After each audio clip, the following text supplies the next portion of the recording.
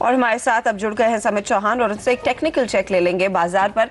समित, एक बहुत ही सीमित दायरे में हम देख रहे हैं निफ्टी कारोबार कर रहा है। 7227 एक्सपायरी का हफ्ता है, बजट सीजन आप कहेंगे, वो सेशन शुरू होगा, उससे पहले क्या स्टांस, क्या रुझान रखें ट्रेडर्स? देखिए अर्शद, अब लास्ट वीक हमने एक अच्छा खासा बाउंस बैक देखा है लो लेवल से। अब जो एक रिलेंटलेस फॉल आया था 7600 7500 से, ये बाउंस बैक और थोड़ा एक्सटेंड होने की पॉसिबिलिटी ज़्यादा लग रही है, क्योंकि ये बाउंस बैक आया हुआ है वो एक मेजर सपोर्ट के आसपास से आया है 6850 6870 के आसपास से। और जैसे लास्ट 3 दिन में चार्ट स्ट्रक्चर बन रहे हैं उससे यही इंडिकेशन लग रहा है एटलीस्ट ये bounce toward 7280 7300 which is not far away from current level, at least वहाँ तक तो वो एक्सटेंड होगा। मे बी इंडेक्स वाइज ज्यादा मूवमेंट नहीं होगी, थोड़ी हम range bound kind of activity देखेंगे, but stock specific movements continue रहेगी जो हमने लास्ट वीक भी देखी थी। सो 7280 7300 एक इमीडिएट हर्डल होगा निफ्टी के लिए।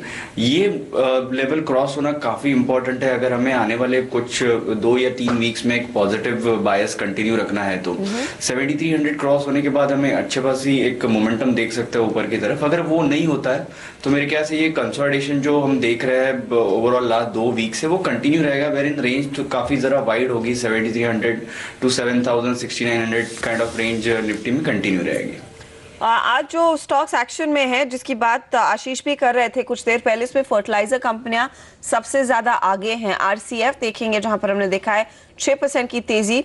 इनफैक्ट पिछले हफ्ते मेक इन इंडिया वीक के दौरान यहां पर बड़े पैमाने पर निवेश आने की खबर आई थी और उसी के बाद हमने देखा है धीरे धीरे करके स्टॉक में एक्यूमुलेशन बढ़ी है। आरसीएफ लेंगे या फिर दूसरे काउंटर जिनमें तेजी है उसमें मद्रास फर्टिलाइजर है, फैक्ट है, उनमें भी एक मौका है तेजी करने का।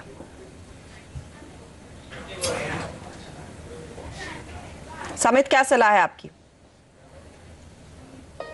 I'm sorry, I missed out your point. RCF, fact या मद्रास फर्टिलाइजर, किसमें ज्यादा पैसा बनेगा अगर इस समय कोई पोजीशन लेता है? देखिए ये फर्टिलाइजर पैक में लास्ट 2-3 दिनों से अच्छी खासी मूवमेंट आ रही है। हम ज़्यादा एग्रेसिवली इसमें ट्रेड नहीं करेंगे क्योंकि वॉल्यूम्स रहते हैं जो वो इनकंसिस्टेंट रहते हैं और ये स्टॉक्स थोड़े न्यूज़ ड्रिवन रहते हैं। तो अगर ये पूरे पैक में से जो अपने 2-3 स्टॉक्स बोले उसमें से अगर कोई स्टॉक का चार्ट स्ट्रक्चर अच्छा है तो वो फैक्ट ही होगा जिसका चार्ट स्ट्रक्चर काफ़ी पॉजिटिव लग रहा है। 18-19 के आसपास इसने एक अच्छा खासा बेस बनाया हुआ है और वहां से हमने लास्ट 2 दिन में अच्छे खासे वॉल्यूम के साथ मूवमेंट देख रहे हैं। तो ये मूवमेंट और कंटिन्यू होगी, बट ये स्टॉक को अगर मीडियम टर्म व्यू से पॉजिटिव होना है तो ये 27 से 28 का जो हर्डल है वो क्रॉस होना काफी इंपॉर्टेंट होगा। ये मूवमेंट एटलीस्ट वहां तक तो एक्सटेंड हो सकती है, बट ये 27-28 का लेवल क्रॉस होगा कि नहीं ये फिलहाल प्रेडिक्ट करना डिफिकल्ट है। मेरे ख्याल से अगर कोई ऑलरेडी निवेशित है ये स्टॉक में तो एटलीस्ट 27-28 के लिए होल्ड किया जा सकता है और फिर 28 के आसपास एक बार ये रिव्यू कर सकते हैं इनके पोजीशन। ओके, 27 से 28 रुपए के प्राइस के लिए फैक्ट में आप पोजीशन होल्ड कर सकते हैं, पैसा लगा सकते हैं। दूसरे कुछ काउंटर्स जहां पर हम देख रहे हैं बड़ी हरकत देखने को मिली है। क्रॉम्पटन ग्रीव्स 5% ऊपर है। इनफैक्ट वायदे बाजार में भी इसमें काफी ज्यादा एक्शन बनता हुआ दिखाई दिया। इस पर आगे और डिटेल लेकर आएंगे, लेकिन अगर टेक्निकल ग्राउंड्स पर इस स्टॉक को एनालाइज करना हो तो क्या कॉल रहेगा? 136 रुपए पर ट्रेड कर रहा है स्टॉक अब और 6% लगभग ऊपर है ये। देखिए क्रॉम्पटन की बात करें तो 2 वीक पहले हमने एक शार्प फॉल देखा था। उसके जो मेजर सपोर्ट लेवल्स थे near term as well as medium term में वो क्लियरली वायलेट होते हुए दिखे थे विथ ह्यूज वॉल्यूम्स। तो वो इंडिकेट करता है कि at least near to medium term में ये स्टॉक का बायस नेगेटिव साइड पे रहेगा। हर एक बाउंस अगर ये स्टॉक में आता है इसमें सेलिंग प्रेशर आने के चांसेस ज्यादा है। तो मैं इसमें ज्यादा एग्रेसिवली रहने के रेकमेंड नहीं करूंगा। अगर यहाँ से 145 150 तक बाउंस आता है तो वहां पे एक एग्जिट अपॉर्चुनिटी हो सकती है जो जिन्होंने ऑलरेडी 165 170 के लेवल से बाय किया हुआ है, या फिर अगर लो लेवल पे लास्ट 2 वीक में अगर किसी ने ट्रेडिंग व्यू से इसमें बाइंग की होगी तो 145 150 के आसपास मेरे ख्याल से पोजीशन हल्की करनी चाहिए। ओके, 145 के आसपास एग्जिट कर लें, ये फिलहाल कहना है समित का। क्रॉम्पटन ग्रीव्स पर वो स्टॉक देखिए 5% ऊपर है। समित कह रहे हैं 145 पर आए तो आप एग्जिट कर लीजिए। लेकिन इस समय कौन सा स्टॉक है जिसमें आप पोजीशन फटाफट ले सकते हैं?